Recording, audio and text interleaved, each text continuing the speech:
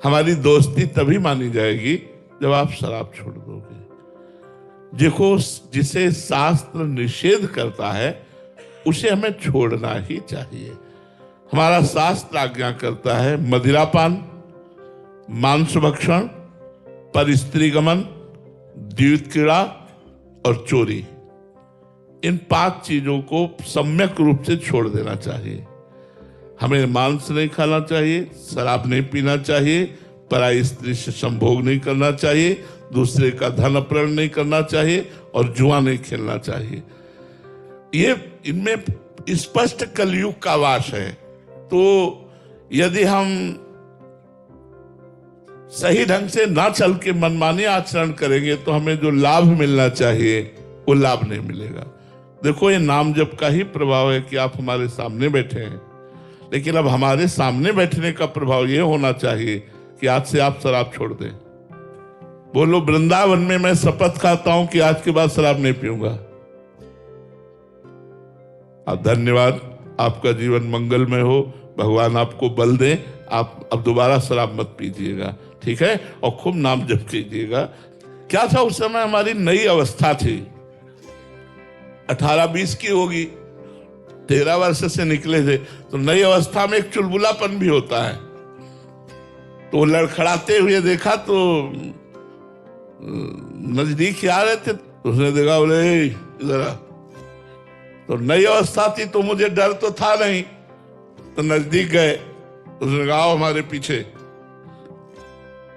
तो मुझे लगा कि क्या कर सकता है। अब मन में ऐसा सोचा, कुछ अगर बदतमीजी करेगा तो भाग सकते हैं, बोला चलो देखते। वो ले गया तो भगवान के धाम में ले गए, वैकुंठ धाम में। जूता उतारा, उसने प्रणाम किया और आगे बढ़कर के हमको ले गया। हम तो नंगे पैर ही रहते थे और गरुड़ पर विराजमान भगवान लक्ष्मी नारायण थे। ऐसे दिखा, बोले देख इनको। तुम हमारे एकदम दिमाग में आया कि हो क्या रहा है। मतलब एक शराबी आदमी एक हमको भगवान के धाम में लाया और कहा देख इनको। तुम कहा देख रहा हूं, काहे के बने? कहा तो भगवान है, काहे के क्या बने? नहीं, बने काहे के? संगमरमर के। नीचे देख, ये क्या है? उनका संगमरमर। बोले बच्चा, एक एक अंग काटा गया इनका और ये टूटे नहीं, इसलिए आज भगवान बन के पूज रहे हैं।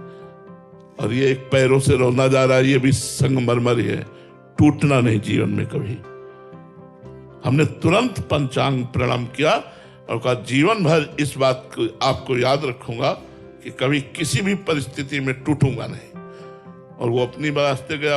हमें इतना आनंद कि अरे भगवान इस रूप में, भगवान किसी भी रूप में कृपा करते हैं, तो इस रूप में कृपा की मैंने जीवन भर उसकी बात याद रखी। एक दिन जगह जगह पर भगवान उपदेश करते हैं, इसीलिए सच्चा ज्ञानी वो है, क्रूर पापी दुष्ट में भी अपने भगवान को देखता है। लेकिन संत समागम करने वालों को चाहिए कि अपने पर सुधार की दृष्टि रखें। जैसे इन भाई ने आज नियम लिया कि हम आज से शराब नहीं पिएंगे, जो पीते हैं उनसे भी कहते हैं कि आप कोशिश करो धीरे धीरे इन गंदी बातों को त्याग दीजिए। सरोज जी, राधे राधे महाराज जी। महाराज जी, आपके चरणों में कोटि कोटि प्रणाम। महाराज जी, ईश्वर के प्रति पूर्ण समर्पण का मतलब क्या है? क्या जीवन की हर घटना को ईश्वर की इच्छा मानकर स्वीकार किया जाना ये शरणागति है? सबसे पहली तो शरणागति का स्वरूप हम इन घटनाओं से नहीं लेते, हम आंतरिक चिंतन से लेते हैं। इन घटनाओं को सहने की सामर्थ्य तो भगवत चिंतन से आती है। पहला शरणागति का स्वरूप है कि हमारी वाणी से हर समय नाम जप चलना चाहिए।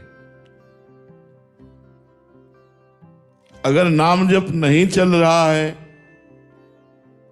तो कोई ना कोई संसार का चिंतन होगा, विषय चिंतन होगा, निंदा स्तुति का चिंतन होगा, वो फंसा लेगा। कहा हनुमंत विपत्ति प्रभु सोई, जब तो सुमिरन भजन न होई। पहला साधन तो यह है कि हर समय नाम जप चलना चाहिए।